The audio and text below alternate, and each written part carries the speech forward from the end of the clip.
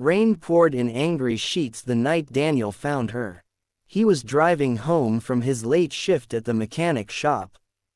The clock flashing past midnight when his headlights caught a figure standing in the storm. A woman clutching a torn handbag soaked through, shivering beside a broken-down car. Her eyes were wide with fear and exhaustion, her clothes sticking to her skin. And for a brief second, she looked more like a lost child than a grown woman. Something in her expression, the quiet defeat, the kind he knew too well, made Daniel pull over without thinking twice.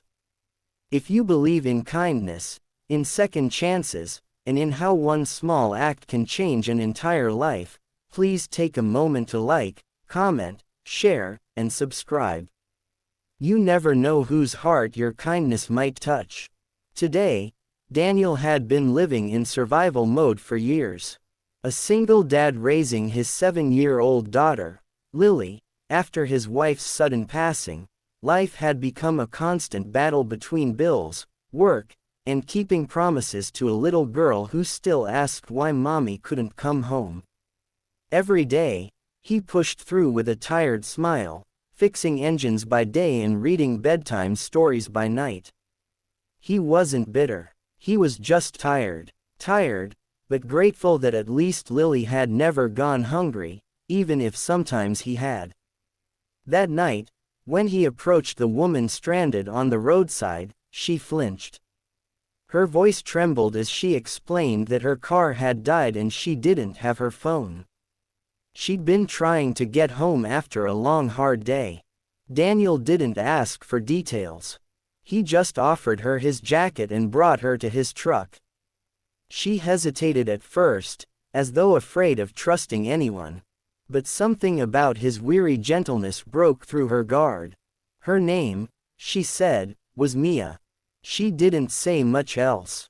Daniel towed her car to his shop, refusing to take any money until he found out what was wrong.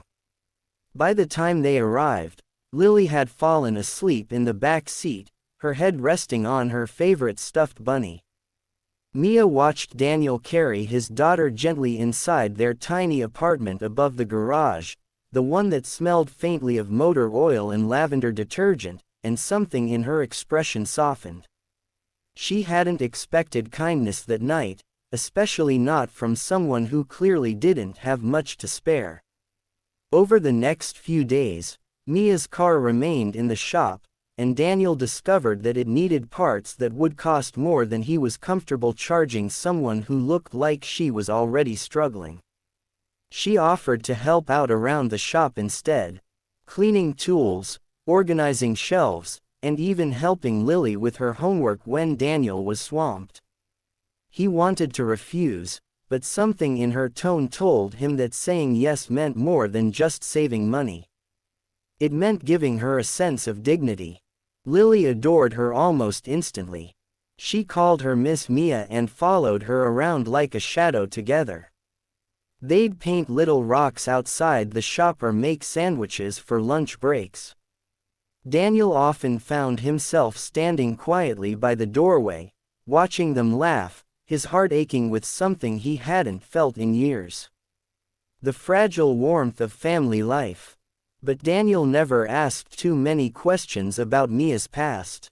He knew what it was like to have chapters you didn't want to reread. Still, small details slipped through.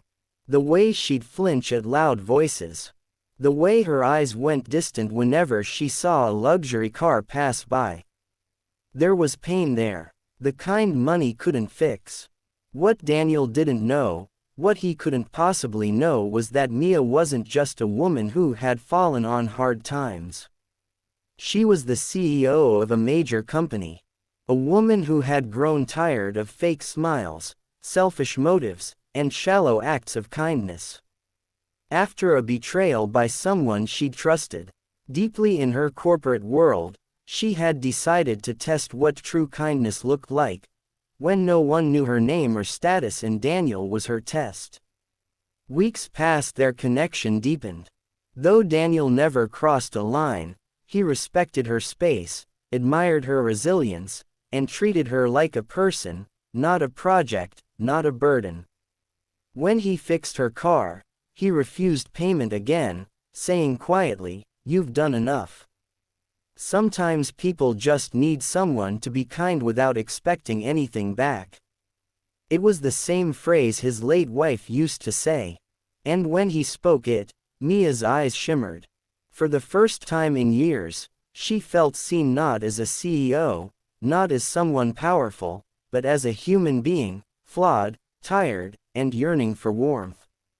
One evening, when the sun melted into shades of gold behind the old garage, Lily sat on Mia's lap, showing her a drawing she'd made. It was of the three of them, Daniel, Lily, and Mia, standing under a bright blue sky, smiling. Underneath she had written, "My family." Mia's breath caught. That night, she cried quietly in her rented room. She hadn't planned for any of this. Not the connection, not the affection, not the realization that this simple life she was pretending to have felt more real than the one she actually lived. But life has a way of revealing truths at the worst possible times. One morning, a sleek black car pulled up outside the shop. Two suited men stepped out and addressed Mia with polished tones, calling her Miss Carter. Daniel froze, wiping grease from his hands as he realized the woman standing before him, the one who had been folding laundry and laughing over peanut butter sandwiches, was the same woman whose name he'd once read in a business magazine. Everything clicked. Her quiet confidence, her eyes that missed nothing, her odd hesitations when talking about money. Mia tried to explain, but Daniel stepped back, hurt flashing across his face. So, what was this? Some kind of charity project? A joke? He asked softly. She wanted to tell him the truth.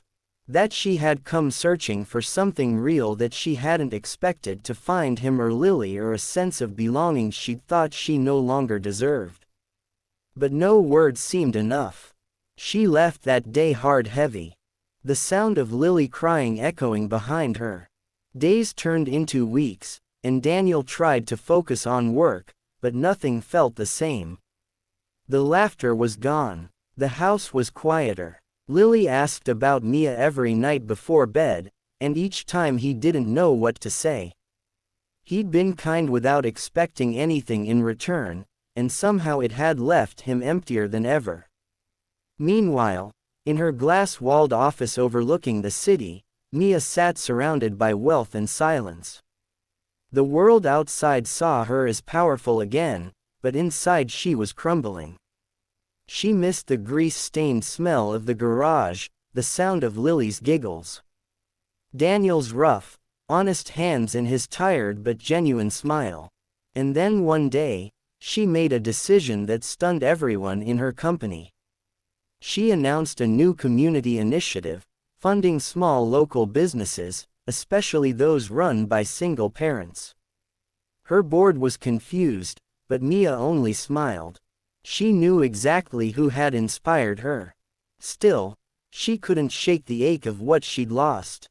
Months later, Daniel's shop received an anonymous grant enough to renovate the building, buy new tools, and expand his business. The letter enclosed simply read, "For kindness that expected nothing but gave everything." He didn't need to guess who it was from. Life began to stabilize again. Lily grew taller. Daniel smiled a little more, and though he told himself to move on, part of him still glanced at every car that pulled into the lot, hoping to see a familiar face step out. Then one crisp autumn afternoon, as golden leaves scattered across the ground, a car pulled up, not a sleek luxury one this time, but a modest silver sedan. Mia stepped out wearing jeans and a flannel shirt, her hair tied back. For a moment, neither spoke. The air between them felt like it held every word they hadn't said. She finally walked up and whispered, "You told me once that people just need someone to be kind without expecting anything back. You showed me what that really means." I'm sorry I lied. I needed to know if people still cared for the person, not the position. Daniel's voice cracked as he said, you didn't have to pretend to be broken for me to care. And then Lily came running out of the garage, screaming, Miss Mia. She wrapped her arms around Mia's waist, and that was it. The ice melted. Daniel's eyes softened, and he exhaled the pain he'd been holding for months. Mia stayed that evening for dinner. The small apartment was filled again with laughter and the warmth of something fragile, but real forgiveness. From that day on, Mia became a regular part of their lives again. Not as the CEO testing hearts, but as a woman who had finally found hers. She helped Daniel expand his business, though she never flaunted her wealth. Instead, she spent weekends helping Lily paint signs for Dad's garage. Her once manicured hands now happy to get dirty. The small family they formed wasn't perfect. There were arguments, misunderstandings, and days when the past still lingered. But there was also laughter, real healing laughter, and the quiet understanding that love doesn't always arrive how we expect it, but when it does, it changed everything. Mia had tested hearts to find truth. But in the end, she had been the one tested. And Daniel, the man who had nothing left to give, had given her exactly what she'd been missing, sincerity. If this story touched your heart, please take a moment to like, share, and subscribe. It helps more stories of hope and kindness reach others who might need them today. Before you go, I'd love for you to comment below. Do you believe that love can find you even when you're not looking for it? Because sometimes the greatest stories begin not with wealth or plans or perfection, but with one simple act of kindness on a rainy